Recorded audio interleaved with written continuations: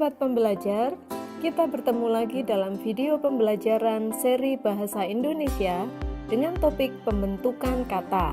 Bersama saya, Sri Wahyuni, Bida Iswara Madya pada Pusdiklat Keuangan Umum, Badan Pendidikan dan Pelatihan Keuangan. Dalam bahasa Indonesia, bentuk kata terdiri atas dua macam, yaitu kata dasar dan kata bentukan. Kata dasar merupakan suatu kata yang utuh dan belum mendapat imbuhan apapun. Dalam proses pembentukan kata, kata dasar menjadi dasar bagi pembentukan kata lain yang lebih luas. Kata dasar disebut juga bentuk dasar, kata asal, atau dasar kata. Kata bentukan merupakan kata yang sudah dibentuk dari kata dasar dengan menambahkan imbuhan tertentu. Kata bentukan disebut juga dengan beberapa istilah, misalnya kata turunan atau kata berimbuhan. Dalam penggunaannya, kata dasar tidak menimbulkan masalah. Sebaliknya yang terjadi dengan kata bentukan. Masalah yang sering terjadi adalah masih banyak kata bentukan yang tidak benar yang selama ini digunakan oleh masyarakat dalam berbahasa, baik tulis maupun lisan. Kata bentukan yang sering digunakan dengan tidak benar adalah yang dibentuk dengan pengimbuhan, misalnya merubah, pengerusakan, memeringati, dan mengetrapkan. Bentuk-bentuk tersebut tidak sesuai dengan kaidah yang berlaku dalam pembentukan kata.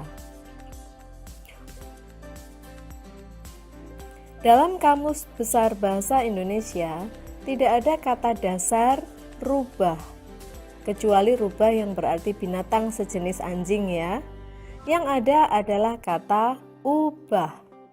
Jika ditambah dengan awalan me, bentuknya menjadi mengubah. Jika ditambah dengan imbuhan peran, menjadi perubahan. Jika diberi awalan di, menjadi diubah. Sehingga kata yang baku adalah mengubah, diubah, dan perubahan. Dalam bahasa Indonesia, salah satu cara pembentukan kata adalah dengan pengimbuhan. Pengimbuhan adalah proses pembentukan kata dengan menambahkan imbuhan pada kata dasar. Imbuhan yang lazim digunakan adalah awalan atau prefiks, akhiran atau sufiks, sisipan atau infiks, dan gabungan imbuhan yang terletak pada awal dan akhir kata atau konfiks. Berikut ini contoh-contoh kata dengan imbuhan yang berupa awalan, akhiran, sisipan, dan gabungan imbuhan.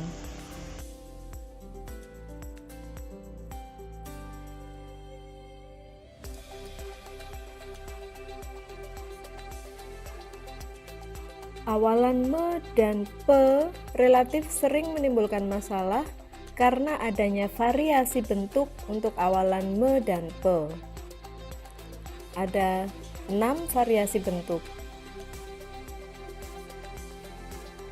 Yang pertama adalah awalan me dan pe tidak berubah jika dirangkaikan dengan kata dasar yang berawalan fonem r, l, m, n, w, y, ng, dan ny. Berikut ini contoh-contohnya.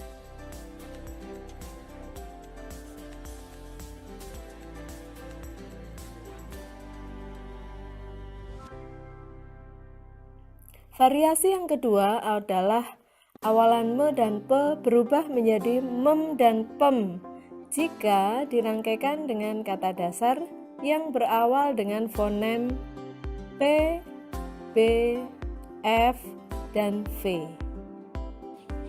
Berikut ini contoh-contohnya.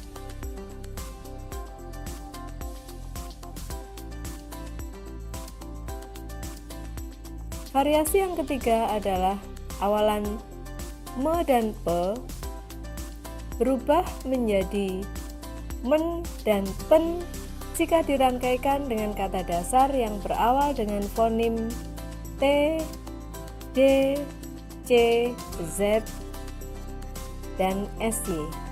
Berikut ini contoh-contohnya.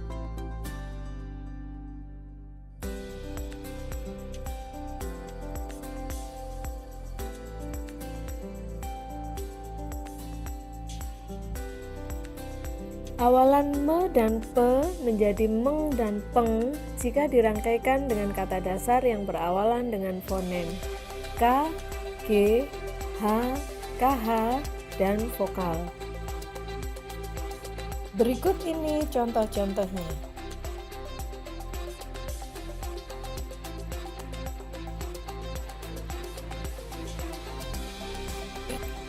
Variasi yang kelima adalah awalan me dan pe berubah menjadi men dan pen jika dirangkaikan dengan kata dasar yang berawalan fonem s. Berikut ini contoh-contohnya.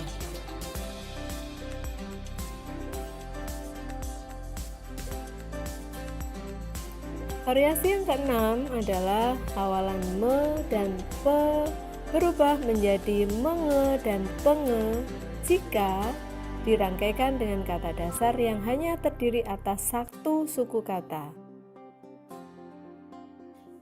Berikut ini contoh-contohnya.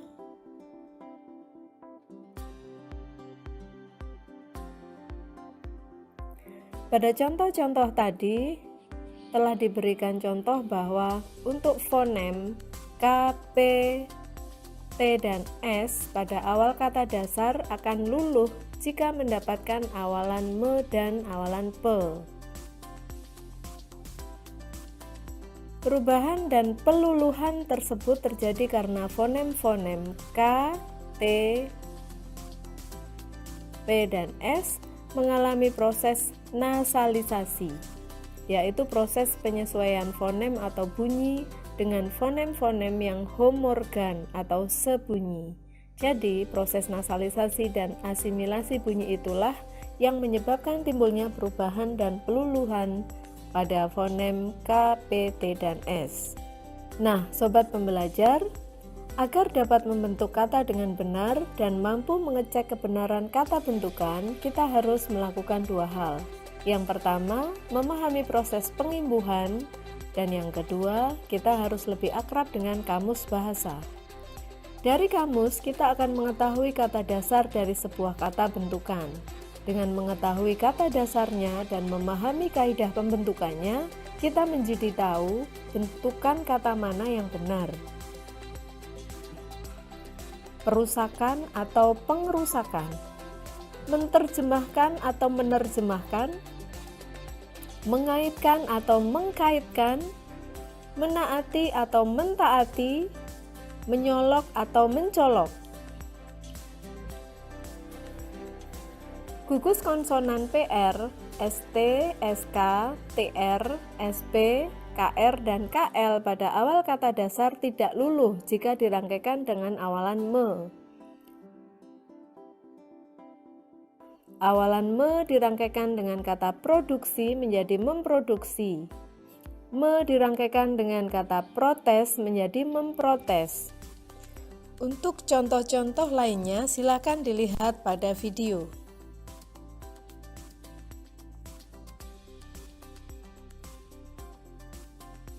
Gugus konsonan yang luluh jika mendapat awalan pe adalah gugus konsonan PR. Namun jika mendapat awalan me, gugus konsonan tersebut tidak luluh seperti yang dicontohkan di atas tadi. Awalan me dirangkaikan dengan kata proses menjadi pemroses. Awalan pe dirangkaikan dengan kata produksi menjadi pemroduksi. Peluluhan ini didasarkan pada faktor kemudahan dalam pelafalan. Kata pemroses dan pemroduksi dianggap lebih mudah diucapkan daripada kata pemproses dan pemproduksi.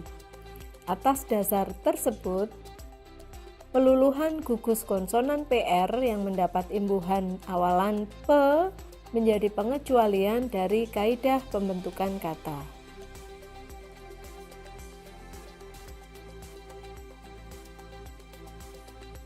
Nah, sobat pembelajar, Anda telah menyimak pemaparan tentang pembentukan kata dengan imbuhan. Semoga video ini menambah pengetahuan dan pemahaman Anda tentang bentuk kata yang benar, sehingga Anda dapat menggunakan bahasa yang baik dan benar, baik dalam komunikasi lisan maupun komunikasi tertulis. Sampai di sini perjumpaan kita, dan sampai jumpa pada video seri Bahasa Indonesia berikutnya. Salam.